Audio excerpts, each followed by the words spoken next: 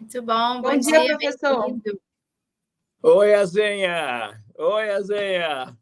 Quanto tempo? E que tempos, hein? Que tempos! Há muito tempo, né, professor? Isso mesmo, e que tempos. Mas desde então melhorou. Bom dia. Está chegando na reta final a eleição na Argentina. Tem duas eleições que ainda definem o quadro político neste ano. No Equador, disputa muito acirrada entre o filho do Novoa, que é o maior miliardário do país, originalmente às custas da exportação de banana, mas tem outras coisas mais complicadas no meio. E Ana Maria Dias, que foi ministra do Rafael Correia, e agora está disputando palmo a palmo, em desvantagem com o Novoa. E a eleição na Argentina, que está entrando na reta final para definir o primeiro turno. Tem 4 grupos de votos, né? Milei, que é a grande novidade, vamos falar dele, a Patrícia Bullrich, que é da direita tradicional, e o Sérgio Massa, que é o candidato que a esquerda escolheu. E o quarto são os que não votam. Tem ainda 25% que não vota e que pode acabar sendo decisivo. A grande novidade é o Milei, está liderando todas as pesquisas, um jovem candidato de direita, de extrema direita. Já uma revista aqui já disse que ele vai ser unha e carne com o Trump se ganhar a eleição. Não vai ter aliado no Brasil nem em outros países, seria ele. Ele é um candidato que a propaganda dele na televisão basicamente é preciso mudar a Argentina. E não dá para mudar com os de sempre. Então é preciso mudar com o novo. E ele propõe coisas esdrúxulas, não só terminar relações econômicas com a China, com o Brasil, vai ter que se acolher nos Estados Unidos, mas também fim do Banco Central. Terminar com o Banco Central, quando ele fala, às vezes o slogan embaixo é destruir o Banco Central, que quer dizer dolarizar a economia, voltar àquilo que o Menem fez nos anos lá atrás, né? E que trouxe a satisfação dos argentinos, que a moeda ficava igual ao dólar. Então, aumentava o poder aquisitivo deles enormemente. Em compensação, achavam que tinham 100. No banco, achavam que tinham $100. Aí, de repente, acabou e disseram, não. Você tem 4 para 1. Você não tem $4. Você tem, na verdade, uma paridade que acabou. Agora é 4 para 1. Aí, a classe média saiu na rua quebrar os bancos. E nunca mais os bancos se recuperaram, nunca mais tem credibilidade. O dólar passou a ser, na prática, a moeda de poupança na Argentina. Mas é uma tentação para quem tem uma inflação de 125% ao ano, 10% ao mês, a ideia de dolarizar é sempre uma tentação. Ninguém nem olha para o passado como isso implodiu a economia argentina. Mas é a ideia de acabar com o Banco Central, que aparece aos olhos das pessoas como responsável pela inflação. É muito duro eles controlarem os preços, quanto é efetivamente e tudo mais, com 10% de inflação ao mês. Agora, ao mesmo tempo, as pessoas não se dão conta que dolarizar significa também dolarizar tudo, dolarizar os preços, dolarizar o salário das pessoas e tudo mais. Mas é uma promessa tentadora. A Patrícia Bullrich é a candidata tradicional da direita, não tem muita novidade a propor, sobretudo comparado com o Milei, e o Massa tem essa dificuldade gravíssima, que ele é simplesmente ministro da Economia. Foi colocado pela Cristina e pelo Alberto para conter a inflação e não conteve coisa nenhuma. E como é que a esquerda tem como candidato o ministro da Economia de uma inflação de 10% ao mês? Isso é uma fraqueza muito grande. Agora, é provável que ele vá ao segundo turno com o Milei. Ele está nas pesquisas em segundo lugar e a Bullrich em terceiro. Então, vai ser uma disputa dura, mas com favoritismo evidente do Milei. Professor, Milei implode o Mercosul, portanto? Com certeza. Isso é até detalhe para isso, vai de cambulhada, né? porque terminar com a relação econômica com o Brasil já significaria, evidentemente isso. Isso, para ele, nem é muito importante, é uma espécie de detalhe, né? Se ele tiver o acolhimento do Trump, ele vai ter uma inserção internacional. Agora, é provável que ele faça ajustes nas coisas que ele diz, né? Muita coisa agora é de campanha eleitoral. Na hora de colocar em prática as coisas, não sei se vai ser tão assim como ele diz. Por exemplo, relação econômica com a China. Quem pode abrir mão de uma coisa dessas? A China já é o maior parceiro de todos os países da América Latina, inclusive dos Estados Unidos, né? Com o dinamismo econômico que tem e tudo isso. Então, vamos ver na hora prática. Agora é uma hora da campanha, de prometer, tentar as pessoas, né? Então, mas acho que, com certeza, o Mercosul seria muito afetado. O Brasil perderia, o Lula perderia um aliado que tem sido sempre a Argentina, né? Começou toda essa integração latino-americana com o abraço do Lula com o Néstor Kirchner lá atrás. E o Brasil e a Argentina aliados, né? E agora seria um golpe muito duro. Emi, você está aí esses dias, conta pra gente qual tem sido a estratégia não só dos peronistas, mas vamos pensar assim numa forma um pouco ampliada também para os setores da esquerda, uma esquerda mais tradicional também, para combater isso, para tentar reverter essa situação. Qual tem sido a linha argumentativa, ou as campanhas, que campanha tem sido feita para tentar combater a vitória do Milei? É reafirmar os direitos, né? Reafirmar como os direitos das pessoas seriam muito afetados. Isso está muito forte na televisão, é o que é reiterado. O Massa faz a campanha com as propostas tradicionais dos progressistas, né? Crescimento econômico, diminuição do desemprego, etc. Tal. E não fala em conter a inflação, né? Mas isso seria um resultado da retomada do crescimento econômico. Isso, são as teses tradicionais que ele propõe e que o Milei simplesmente desconhece, né? O Milei simplesmente desconhece, achando que o combate à inflação é o mais importante e ele vai conseguir através da dolarização. Então, é uma armadilha difícil para a esquerda responder, especialmente para o próprio ministro da Economia, com uma inflação de 125% ao ano e de 10% ao mês. Deixa eu te perguntar mais uma questão relacionada a essa. A gente sabe que a vice do Milei, a Villarruel, ela faz toda uma campanha por revisão da justiça de transição feita na Argentina, né? Reparação, ela fala, né, para militares que estiveram envolvidos na ditadura. A esquerda argentina, ela tem trabalhado isso, esse apelo aos direitos humanos, o que o Milei representa para os direitos humanos, para a história da Argentina, que é um dos países que, na minha opinião, melhor tratou a questão da justiça de transição, de condenação e de reparação, aí sim, reparação de verdade das pessoas, das famílias que sofreram na ditadura. A esquerda pegou esse viés também ou não? Olha, a grande maioria dos votos do Milei é de jovens. E está muito longe, na cabeça dos jovens, esse tema. A vice dele diz expressamente que duvida dos 30 mil desaparecidos. Ele diz, mostrem os nomes.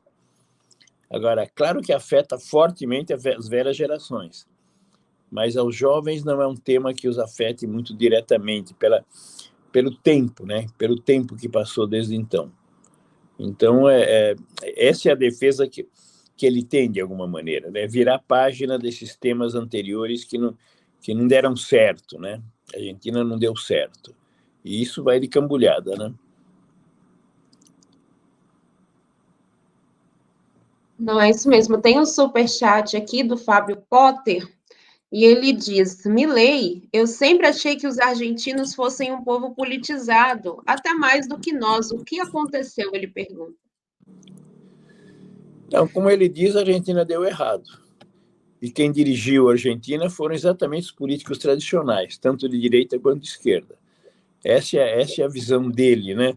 E que toca toca aos jovens. A população é mais politizada do que isso, né? Então, de alguma maneira, tem horror às coisas que o Milei coloca. Mas hoje, basicamente, os jovens é que são atraídos pelas novidades do Milei, pela rejeição da política tradicional. Isso é muito claramente, né?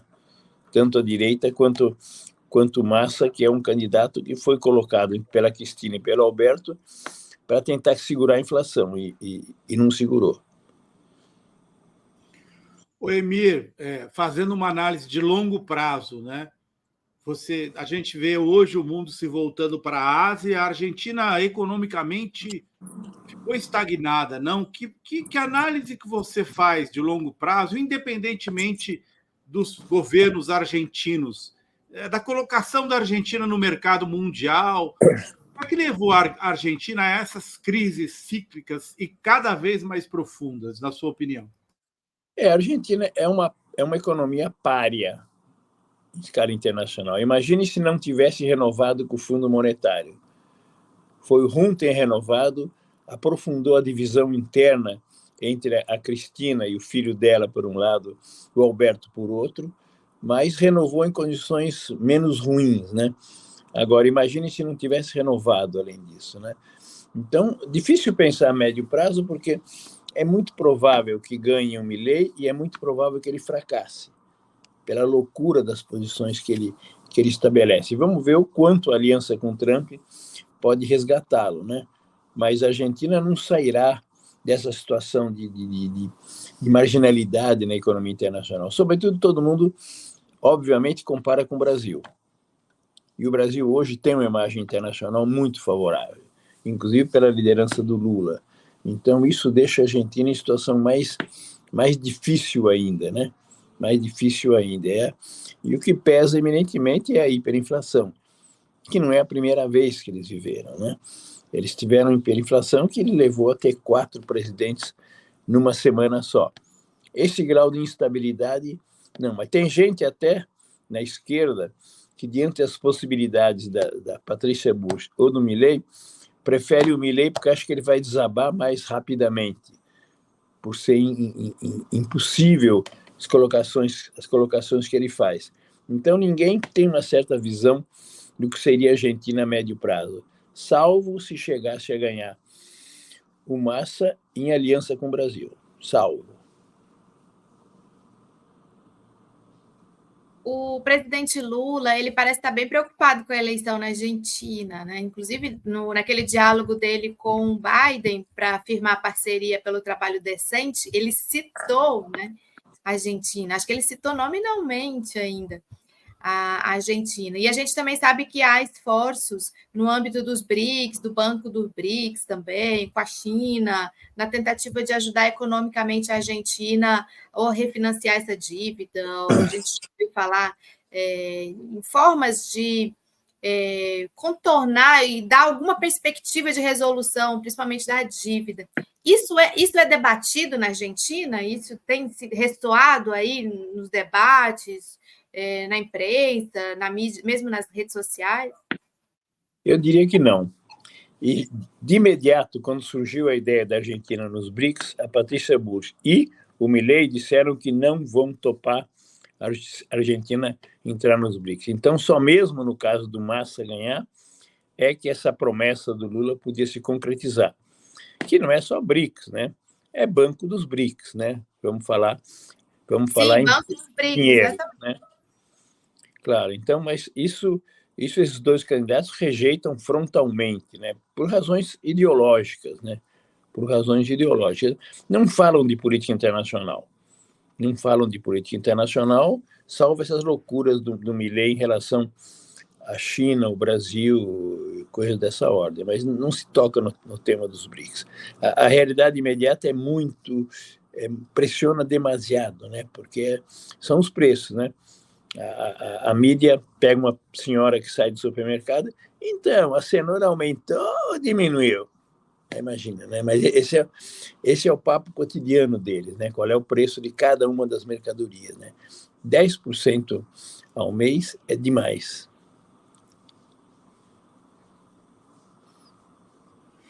O Emir, voltando-se um pouquinho para o Equador, você disse que o herdeiro do mega milionário é o favorito no Equador. E por quê, hein? Emir, de onde vem esse favoritismo dele, hein? São os jovens também? Olha, então, tinha vários candidatos. Se afunilou e tem Ana Maria Dias, que é Rafael Correia, e todos não é a os Luísa outros... Gonzalez? Não era a Como? Luísa Gonzalez? A candidata não é a Luísa Gonzalez, do Correia? Que foi ministra do Correia. Isso. Agora, o anticorreísmo é tão forte que todos os outros candidatos se uniram contra ela. Então, a primeira pesquisa, ela estava liderando. A primeira pesquisa já deu essa situação atual, que é 4 pontos de vantagem para o Novoa. Pelo anticorreísmo, né? Rafael Correia foi um grande presidente, o melhor presidente que teve o país. Agora, ele é um pouco conflitivo para unificar o campo popular. Teve conflitos com a CONAI, conflitos com o movimento indígena, né? É o caso da Cristina também, ótima dirigente, mas também com dificuldades para unificar o campo popular. Todo mundo olha com muita inveja para a situação do Brasil e para o tipo de liderança do Lula, né? De unificação do campo progressista que eles não conseguiram. Então, esse acho que é o principal problema no Equador, que favorece o Novoa, que não tem nenhum mérito próprio, né? Inclusive, várias acusações de contrabandos mais graves do que simplesmente da banana, que é a mercadoria tradicional de exportação do Novoa, né? E a situação do país é dramática porque o que ela não tinha antes, que eram conflitos de narcotráfico, agora é pesadíssimos os conflitos dramáticos nas prisões, enfrentamentos do narcotráfico mexicano, que chegou num país tão tranquilo como era o Equador anteriormente, né? Então, tudo isso, um candidato autoritário tende a projetar uma imagem que, eventualmente, vai dar solução a esses problemas. Lembrando, né, Emir, que num discurso recente que ele reproduziu no Twitter, o Gustavo Petro, da Colômbia, ele fez isso que você acabou de dizer.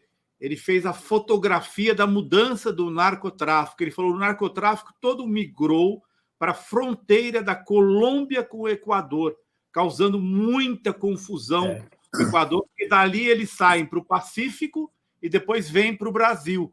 E ele falou, isso aí foi uma revolução. E ele atribuiu a isso a criminalidade que disparou no Equador.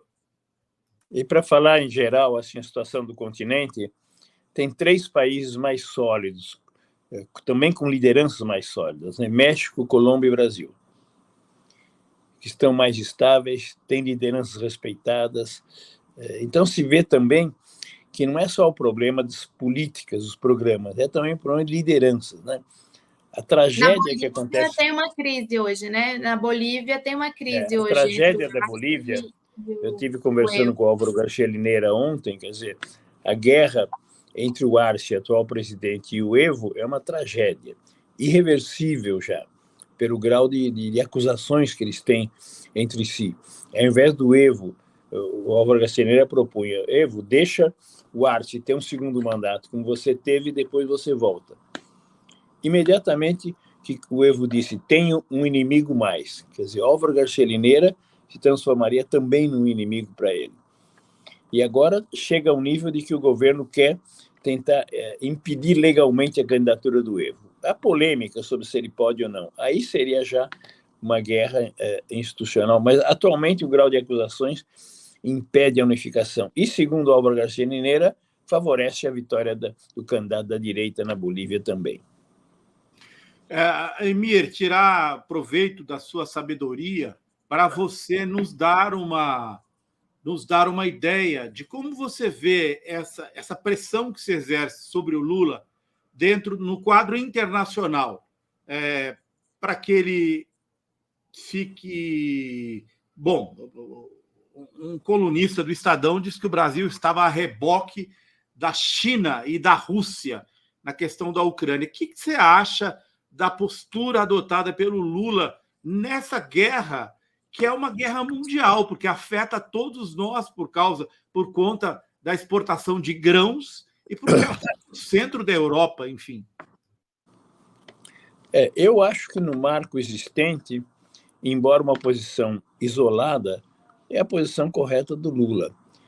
Inclusive na conversa com o Zelensky não levou nem grana, nem armamento e nem a condenação expressa da Rússia, que ele não tem nada a propor. Quer dizer, como diz o Lula, sem a Rússia não há solução pacífica, que é aí que a mídia internacional interpreta como sendo uma condescendência com a Rússia, né?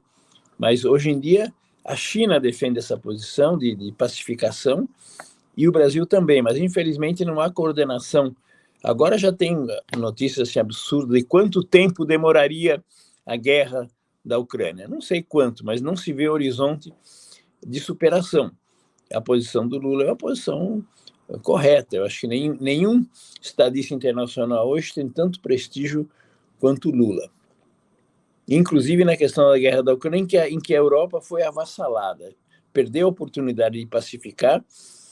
Depois da Iugoslávia, a segunda vez que se bombardeia território europeu, e eles se somam à OTAN.